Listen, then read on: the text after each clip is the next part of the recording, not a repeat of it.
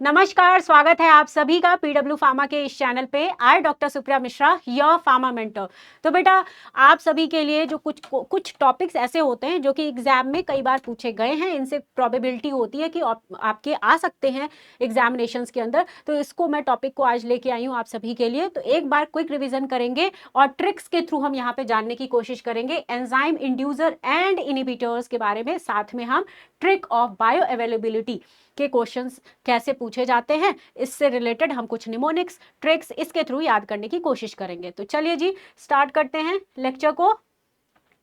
तो enzyme inducers की बात करें बेटा, इंड्यूसर्स जो कि आपके इंक्रीज करते हैं मेटाबॉलिज्म को और ड्रग का लेवल जो होता है इसको डिक्रीज करते हैं, राइट। तो चलिए एग्जांपल देख लेते हैं इसके। तो एंटी ट्यूबरकुलर ड्रग्स की बात करें तो इसमें इंड्यूसर वाले में एग्जांपल्स में अगर आप देखोगे बच्चे तो that is rifampicin, right. Rifampicin enzyme inducer. Next है आपका एंटी इपिलेप्टिक। हाँ, रिफैम्पिसिन के केस में आपको याद होगा कि डिस्कलरेशन हो जाता है, right. Orange red colour urine का देखने को मिलता है। नेक्स्ट एंटी इपिलेप्टिक्स के केस में अगर हम बात करें तो इसके एग्जांपल जो है आपके फेनिटोइन, कार्बामेजिपिन एंड फिनोबार्बिटल्स हैं, एंजाइम इंड्यूसर्स की बात करें अगर हम। नेक्स्ट है एंटी रेट्रोवायरल, नेवरापिन। एंटी रेट्रोवायरल की बात करें बच्चे तो नेवरापिन। एंटी फंगल ड्रग्स की बात करें तो इंड्यूसर्स में ग्रीसोफल्विन। क्या आ गया? क्रीसोफल्विन। हर्बल अगर हम ड्रग्स अगर हम देखें तो जो कि हर्बल ड्रग्स वाले सेंट जॉन वॉट हाइपेरिकम जिसको हम बोलते हैं बेटा, क्या बोलते हैं? हाइपेरिकम। ये भी आपके एंजाइम इंड्यूसर्स के एग्जाम्पल हो गए। अदर्स में अल्कोहल, क्रोनिक अल्कोहल। अदर्स में क्रोनिक अल्कोहल। तो ये कुछ एग्जाम ने जो आपके एग्जाम्पल्स हैं, एग्जाम्स में कई बार पूछे गए हैं, तो इसलिए हम इसको सुपर ट्रिक के थ्रू याद करने की कोशिश करेंगे। तो ट्रिक क्या रहने वाला है? PCR gaps. ट्रिक क्या रहेगा बेटा? PCR gaps. पीसीआर गैप्स के नेम से अगर हम याद कर लें तो जैसे कि फेनिटोइन, पीसीआर, सी से आपका कार्बामेजिपिन, आर से रिफैम्पिसिन, फिर ये फर्स्ट लाइन ट्यूबरकुलर ड्रग के अंडर में आ जाती है। जी फॉर हो गया ग्रीसोफल्विन एंड ए से अल्कोहल, क्रोनिक अल्कोहल। नेक्स्ट है पी फिनोबार्बिटल, एस से सेंट जॉन वॉट हाइपेरिकम। तो इस तरीके से याद कर लोगे आप, पीसीआर गैप्स के नेम से याद कर सकते हैं। तो PCR test gaps increases, inducers increases metabolism. तो इंड्यूसर्स की अगर हम बात करें, जो कि हम यहाँ पे बात कर रहे थे बेटा एंजाइम इंड्यूसर्स की, जो कि इंक्रीज करता है आपका मेटाबॉलिज्म को और ड्रग के लेवल को डिक्रीज करता है, राइट। तो इसको हम पीसीआर गैप से याद कर सकते हैं। अब बात करते हैं एंजाइम इनहिबिटर्स की। तो जल्दी से हम क्विक रिवाइज करें। एंजाइम इनहिबिटर्स जो होते हैं जो कि डिक्रीज करते हैं मेटाबॉलिज्म को और इंक्रीज करते हैं ड्रग का लेवल। ड्रग का लेवल इंक्रीज और इनहिबिटर जो है डिक्रीज मेटाबॉलिज्म, राइट। तो इसमें जो अपने ड्रग्स आ जाती हैं मैक्रोलाइड कैटेगरी की ड्रग, जिसमें erythromycin, clarithromycin, क्लेरिथ्रो। Next azole category की जो ड्रग है, एंटी फंगल ड्रग्स की बात करें तो कीटोकोनाजोल एंड फ्लूकोनाजोल आ जाता है बच्चे इसमें। एंटी ट्यूबरकुलर में आइसोनियाजिड। तो आइसोनियाजिड एंजाइम इनहिबिटर्स है। क्या है? Enzyme inhibitors. एंटी रेट्रोवायरल की बात करें तो रिटोनाविर। H2 ब्लॉकर्स की बात करें तो साइमिटिडीन की बात कर रहे हैं हम। एंटीबायोटिक कैटेगरी में क्लोरमफेनिकॉल कैटेगरी की ड्रग, जो कि ब्रॉड स्पेक्ट्रम एंटीबायोटिक की कैटेगरी से बिलोंग करता है, प्रोटीन सिंथेसिस को इनहिबिट करता है बेटा। अदर्स में देखें तो अक्यूट अल्कोहल, अक्यूट वहां पे क्या था? क्रोनिक अल्कोहल, यहाँ पे अक्यूट अल्कोहल के केस में, right. And grep fruit juice जो होते हैं बेटा, ये एज अ एंजाइम इनहिबिटर्स की तरह काम करते हैं। तो एग्जाम्पल को हम ट्रिक के थ्रू कैसे याद कर सकते हैं? तो sick faces, sick faces.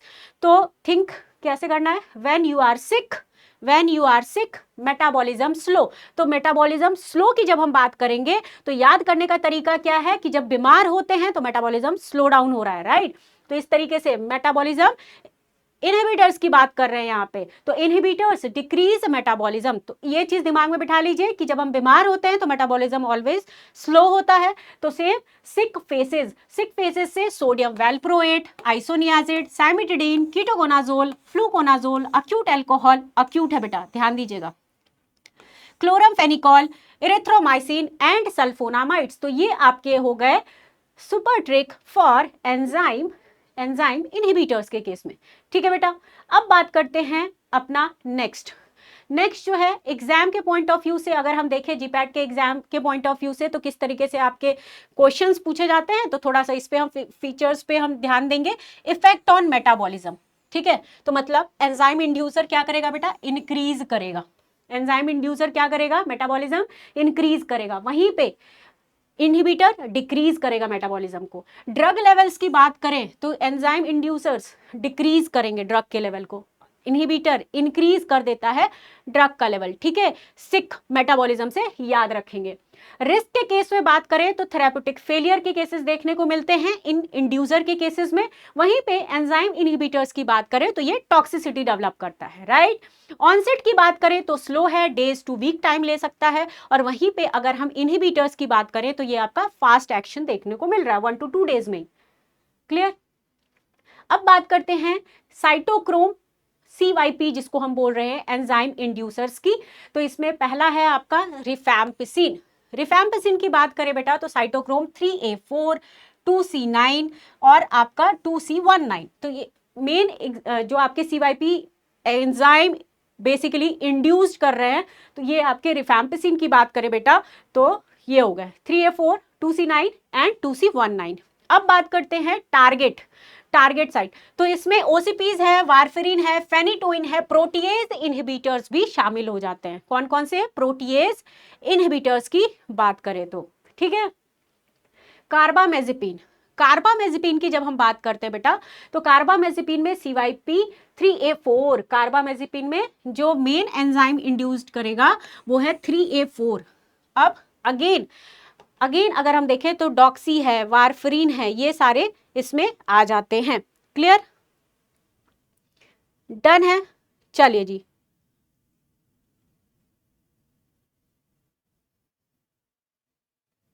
Next question, phenytoin कई बार पूछा गया बेटा। फेनेटोइन की अगर हम बात कर रहे हैं तो इसमें आपका ये हो गया फेनेटोइन में 3A4, कौन सा है 3A4, 2C9, वारफेरिन, स्टेरॉइड, ये सारे हो जाते हैं, ठीक है, वारफेरिन, स्टेरॉइड। क्लियर है। अब बात करते हैं फिनोबार्बिटल में अगेन 3O4। तो अब आप देख रहे हो 3O4 जो है कॉमन है आपका। Then 2C9, clear. तो 2C9 जो है आपका वारफेरिन, थियोफाइलिन के केसेस में एग्जांपल्स इनके टारगेट ड्रग्स जो है जो कि अफेक्ट करते हैं, ये हो गया। नेक्स्ट है ग्रीसोफल्विन की बात करें तो ओसीपीज वाले आ गए आपके, राइट, कैरोटिनॉइड प्रोटीन वाले। नेक्स्ट सेंट जॉन वॉर्ट की बात करें बेटा तो इसमें आपके साइक्लोस्पोरिन, ओसीपीज और एंटी रेट्रोवायरल्स वाले आ जाते हैं। क्रोनिक अल्कोहल के केस में देखें तो CYP 2E1, यहाँ पे चेंजेस है 2E1, पैरासिटामोल जो कि इंक्रीज करता है टॉक्सिक मेटाबोलाइट। डन। स्मोकिंग जिसमें आपका पास वाले आ जाते हैं, कौन से आ जाते हैं बेटा, पास वाले। तो पास वाले इंड्यूसर्स की बात करें तो जिसमें है आपके 1A2, कौन सा बेटा 1A2। नेक्स्ट थियोफाइलिन क्लोजापिन, इसके एग्जाम्पल क्या हो गए आपके, थियोफाइलिन क्लोजापिन जो कि डिक्रीज कर रहे हैं आपके लेवल को। तो सुपर शॉर्ट मेमोरी एक बार फिर से, तो 3A4 हमने जो देखा बेटा ये मोस्ट कॉमनली अपने को देखने को मिला 3A4, तो याद रख लोगे आप 3A4 मोस्ट कॉमन है। 3A4 अगेन सब में आपको 3A4 देखने को मिल रहा है, बस एक्सेप्शन क्रोनिक के और स्मोकिंग के केस में। क्रोनिक स्मोकिंग में आपका P1A2 है, और जो आपका स्मोकिंग की बात करें बेटा तो ये पास वाला है, राइट, 1A2 है इसमें। 2E1 जो है इथेनॉल के केस में, 2E1 जो है इथेनॉल, ई से इथेनॉल याद कर लेंगे। साइटोक्रोम 2C9 ये वारफेरिन मेटाबॉलिज्म और कॉमनली टेस्टेड है आपका, वारफेरिन मेटाबॉलिज्म के केस में याद रखना है आपने। अब बात करते हैं लो ओरल बायो अवेलेबिलिटी ड्रग। तो लास्ट मोमेंट पे इन छोटी छोटी चीजों को आपको ध्यान रखना है। लो बायो अवेलेबिलिटी की अगर बात करते हैं तो नाइट्रोग्लिसरीन सबलिंगुअल टैबलेट दिया जाता है, ठीक है, सबलिंगुअली। तो less than 10% oral bio availability. तो यहाँ पे अप्रॉक्स ओरल बायो अवेलेबिलिटी की बात हो रही है। मेन रीजन क्या है, और रूट जो है आपका सबलिंगुअली गिवन किया जाता है। Pro extensively hepatic first pass जो है ये शो करता है, ठीक है। प्रोप्रेनोलॉल 20 to 30% oral bio availability show करता है। क्यों भाई, हाई फर्स्ट पास मेटाबॉलिज्म है, मतलब डोज हायर किस केस में, ओरली जो है देखने को मिल रहा है, मॉर्फिन के केस में बात करते हैं बेटा, तो IV dose, oral dose, greater IV dose की अगर हम बात करें तो फर्स्ट पास मेटाबॉलिज्म देखने को मिल रहा है, राइट। मतलब 20 to 40% ही आपका ओरल बायो अवेलेबिलिटी ये शो करता है। लिडोकेन के केस में बात करें बेटा, less than 5% oral bio availability, मतलब इसको हमें ओरली बिल्कुल भी नहीं गिवन करना है। Extensive first pass, not given orally. विरापामिल की बात करें तो ये आपका वेरिएबल रिस्पॉन्स देखने को मिल रहा है, मतलब 20 to 35% आपका ओरल बायो अवेलेबिलिटी शो करता है ये। मिटोप्रोलॉल के केस में देखें तो 50% अप्रॉक्स मान के चला जा रहा है, तो जो कि आपका हिपैटिक मेटाबॉलिज्म मेन तो कॉज करता है, और डोज एडजस्टमेंट की रिक्वायरमेंट होती है। तो डोज एडजस्टमेंट में याद रखिएगा कि मिटोप्रोलॉल के केस में डोज एडजस्टमेंट रिक्वायर्ड होता है। इमिप्रामिन की बात करें, इमिप्रामिन के केस में बेटा टीसीए एग्जाम्पल है आपका, राइट। तो फर्स्ट पास मेटाबॉलिज्म शो कर रहा है और approx 40 to 50% oral bio availability के साथ है। नेक्स्ट है हाइड्रालाजीन, अप्रॉक्स 30%, स्लो एसिटाइलेटर इफेक्ट करता है, राइट। लिवोडोपा के केस में बात करें तो क्या होगा बेटा, कार्बिडोपा के साथ गिवन किया जाएगा। किसके साथ, कार्बिडोपा के साथ गिवन किया जाएगा। पेरिफेरल मेटाबॉलिज्म क्या कर रहा है बेटा, ये आपका मेन रीजन क्या है इसके पीछे, पेरिफेरल मेटाबॉलिज्म कॉज करता है। बसपिरॉन, वेरी इंपॉर्टेंट, बसपिरॉन की अगर हम बात करें तो एक्सटेंसिवली फर्स्ट पास शो कर रहा है और लेस देन 10%, तो ऑब्वियस सी बात है कि बायो अवेलेबिलिटी इसकी कम है। क्या है बेटा, बायो अवेलेबिलिटी वेरी लो देखने को मिल रही है। नेक्स्ट अगर हम बात करें तो इसको याद करने के लिए किस तरीके से आप याद करोगे, जो किसका लोअर बायो अवेलेबिलिटी या रीजन, ये सारी चीजें हम कैसे याद करें। तो very poor nitroglycerin makes lazy patient vomit. Very poor मतलब very poor bioavailability, very poor का मतलब वेरी पुअर बायो अवेलेबिलिटी, तो very poor nitroglycerin makes lazy patient vomit. तो भाई इसको याद करने के लिए वीपीएन, सबका फर्स्ट लेटर ले लीजिए, तो वीपीएन MLPV, तो ये वाले आपके किस में आ गए,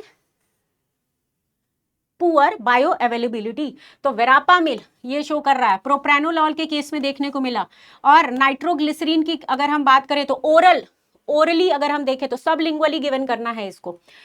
फिर morphine, lidocaine, propranolol, right, and verapamil. तो इस तरीके से हम इस चार्ट को समझ सकते हैं। ओवरऑल अगर हम देखें तो अप्रॉक्स ओरल बायो अवेलेबिलिटी का केस जो है हम इस ट्रिक के थ्रू समझ सकते हैं। वीपीएन MLPV के नेम से वेरी पुअर बायो अवेलेबिलिटी देखने को मिल रही है।